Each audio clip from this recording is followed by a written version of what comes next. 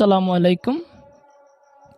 আমি এই মুহূর্তে আলোচনা করব এসএসসির শিক্ষার্থীদের জন্য জৈব যৌগের যে গুরুত্বপূর্ণ 6টি যৌগ, ওই 6টি যৌগ নিয়ে। তো ওই 6টি যৌগের নামকরণ নিয়ে। তখন ওই যৌগগুলো চিনতে হলে আমাকে আগে জানতে হবে যৌগগুলোর কার্যকরী মূলকগুলো কী এবং এদের নামকরণ কী। তো এদের নামকরণ জানার আগে তাদের কার্যকরী মূলকগুলো চিনব। আমরা প্রথমে লিখেছিলাম অ্যালকেন। এই অ্যালকেন যৌগটার কার্যকরী মূলক বলতে কার্বন কার্বন একক বন্ধন দেখতে পাব। আরেকটা যৌগ ছিল অ্যালকিন। এই যৌগটার চিনব আমরা যখন কার্বন শিকলের মধ্যে কার্বন কার্বন দ্বিবন্ধন দেখতে পাব। আরেকটা ছিল অ্যালকাইন। এই যৌগটা চিনব যদি কার্বন শিকলের মধ্যে কার্বন কার্বন ত্রিবন্ধন দেখতে পাই। এরপরে ছিল অ্যালডিহাইড।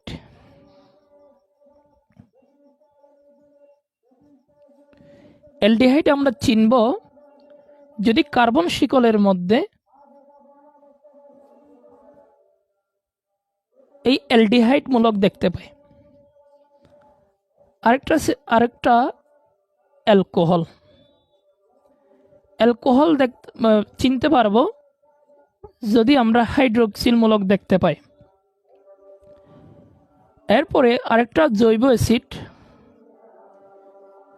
তাহলে জৈব অ্যাসিড চিনব যদি কার্বন শিকলের মধ্যে কার্বক্সিল মূলক দেখতে পাই। এক কথায় এই যেই চিহ্নগুলো লিখলাম, আশা করি গত পর্বের এক কথায় এই দ্বিতীয় পর্বের যে আংশিক আলোচনার মধ্যে আমি বলেছিলাম, সেই আলোচনাগুলো যদি ভালো করে বুঝে থাকেন তাহলে অবশ্যই এগুলা কি লিখছি বুঝতে পেরেছেন। এইগুলোকে বলা হয় কার্যকরী মূলক, যেগুলোর মাধ্যমে যে চিহ্নগুলোর মাধ্যমে আমি চিনব ওটা কোন শ্রেণীর যৌগ। এখন দেখব এদের প্রত্যেকের একটা একটা সাধারণ সংকেত আছে। আমি অ্যালকেনের সাধারণ সংকেতটা যদি এই পাশে লিখি তখন সেটা হচ্ছে CnH2n+2। অ্যালকিনের সাধারণ সংকেতটা যদি লিখি CnH2n। এখন অ্যালকাইনের সাধারণ সংকেতগুলো এগুলো আমি এবার এদিকে লিখতেছি।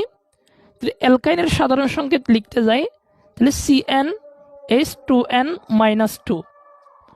অ্যালডিহাইড এটার সাধারণ সংকেত যদি লিখতে যাই CnH2n+1,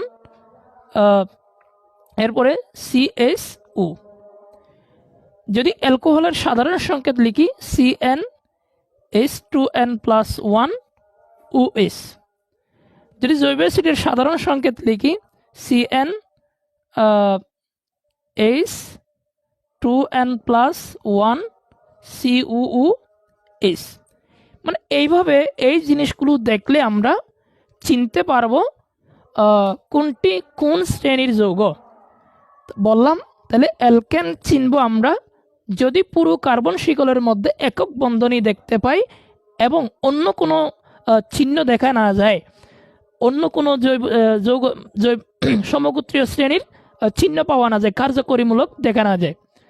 তেমনিভাবে অ্যালকেন চিনব যদি দ্বিবন্ধন পাওয়া যায়, অ্যালকাইন চিনব যদি ত্রিবন্ধন পাওয়া যায়, অ্যালডিহাইড চিনব যদি অ্যালডিহাইড মূলক দেখা যায়, অ্যালকোহল চিনব যদি হাইড্রোক্সিল মূলক দেখা যায়, জৈব অ্যাসিড চিনব যদি কার্বক্সিল মূলক দেখতে পাই। তাহলে এবং এদের সাধারণ সংকেতের মাধ্যমে আমি এনের মানের উপর ভিত্তি করে কোন একটা ওই যৌগের সংকেতটা কীরকম হবে সেটা আমরা বের করতে পারবো। এখন যদি তাইলে যারা লিখো নাই তারা একটু লিখে নিবা। এখন আমি চেষ্টা করব। এখন এই যে এন বলতে কি বুঝিয়েছি, অ্যালকেনের ক্ষেত্রে সাধারণত এন এর মানটা 1 থেকে শুরু, 1 2 3 এইভাবে হবে। এন এর মান 1 হলে কি হবে, 2 হলে কি হবে, এগুলো আমি কিছুক্ষণ পরে আলোচনা করব, কারণ কিছু মূল শব্দ আমাকে জানতে হবে। এই মুহূর্তে আমার আলোচনার বিষয় কিন্তু ওই জিনিসটা, নামকরণটা আমরা কিভাবে বুঝবো। তবে একটু দেখাচ্ছি আগে, ওই বিষয়টা একটু লিখে নেওয়া ভালো হবে তোমাদের জন্য। এখন অ্যালকিনের ক্ষেত্রে এন এর মান 2 থেকে শুরু। কেন? কারণ অ্যালকিনের সর্বনিম্ন যৌগ কার্বন সংখ্যা 2টি। কার্বন সংখ্যা 1টি কার্বনের জন্য অ্যালকিনের যৌগ বিদ্যমান নেই, সেজন্য এন এর মানটা 2 থেকে শুরু হবে। এই জিনিসগুলো একটু লিখে নেওয়া ভালো হবে। আবার অ্যালকাইনের ক্ষেত্রেও ঠিক একই কথা, এন এর মানটা 2 থেকে শুরু হবে। তাহলে এই জিনিসগুলো আমরা বুঝলাম। এন এর মান 2 হলে তাহলে হাইড্রোজেন কীরকম হবে, 3 হলে কীরকম হবে, 4 হলে কীরকম হবে। তাহলে এই দুইটা খুবই ব্যতিক্রম। তাহলে আমরা বুঝে নিলাম অ্যালকিন এবং এই যে অ্যালকাইন। তাহলে অ্যালকিন এবং অ্যালকাইনের ক্ষেত্রে এন এর মান কখন থেকে কীরকম শুরু হচ্ছে তাও বুঝলাম। এবার আসবো প্রথমে আমি যেহেতু এখানে অ্যালডিহাইড লিখছি, জৈব অ্যাসিড লিখছি, তবে অ্যালকোহলটা আগে লিখে দিই। অ্যালকোহলের সাধারণ সংকেতটা লিখেছিলাম CnH2n+OH।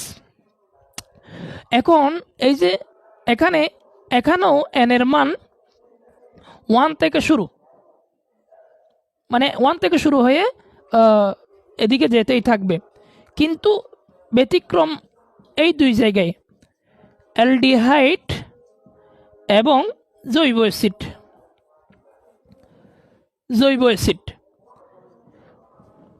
অ্যালডিহাইড এবং জৈব acid.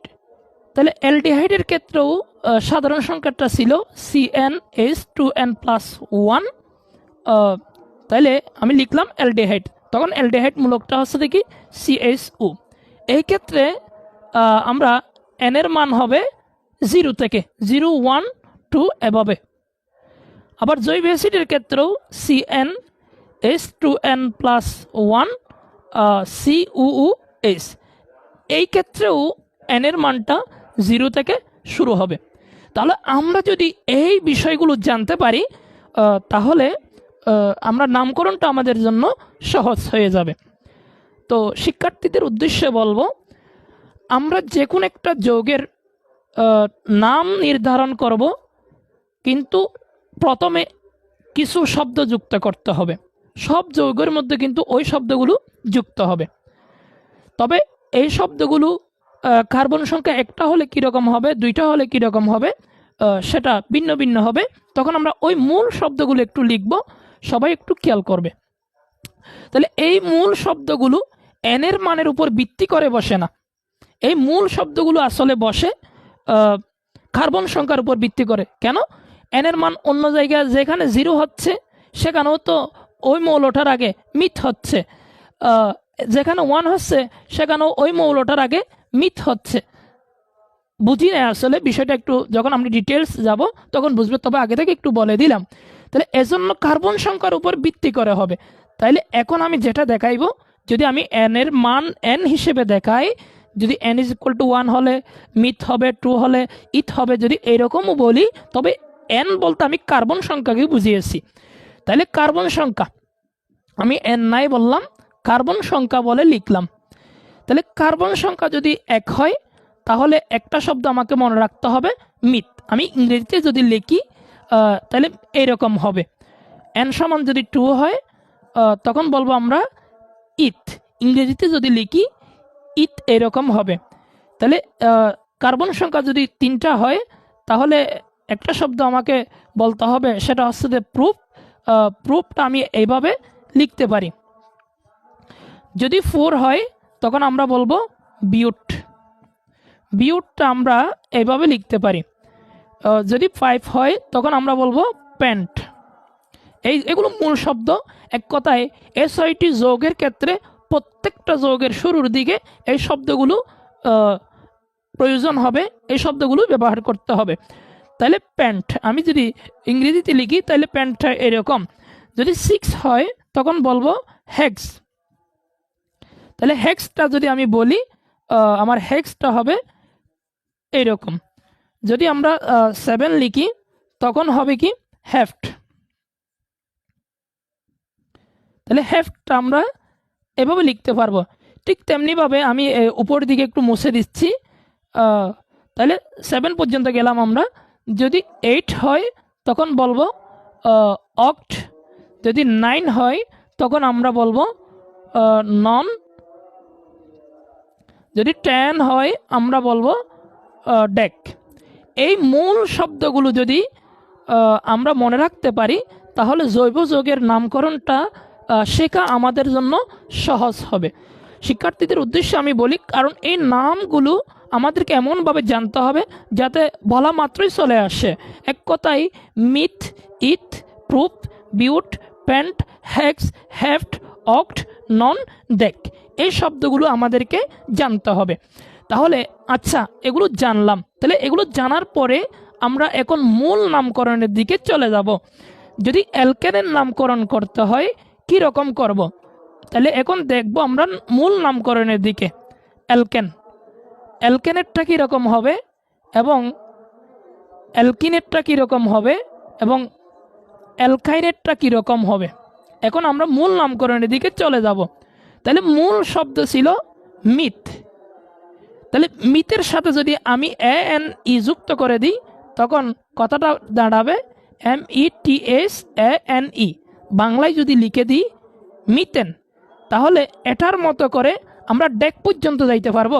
Methane, ethane, propane, butane, pentane, hexane, heptane, octane, nonane, decane আমরা এইভাবে বলতে পারবো। তাহলে যদি ঠিক একই শব্দ, এখন এই অ্যালকিন এবং অ্যালকাইনের মধ্যে মিথ থাকবে না, ইথ নিয়েই করতে হবে। তাহলে আমি একটু নিচে লিখতেছি, তার মানে ওইটা ক্রস। তার মানে মিথ বলতে বোঝাইছি এক কার্বন। তাহলে এক কার্বনের জন্য অ্যালকিন এবং অ্যালকাইন যেহেতু বিদ্যমান নেই, তাহলে আমরা 2 কার্বনের জন্য করব। তাহলে 2 কার্বনের জন্য আমরা মূল শব্দ ইউজ করব ইথ।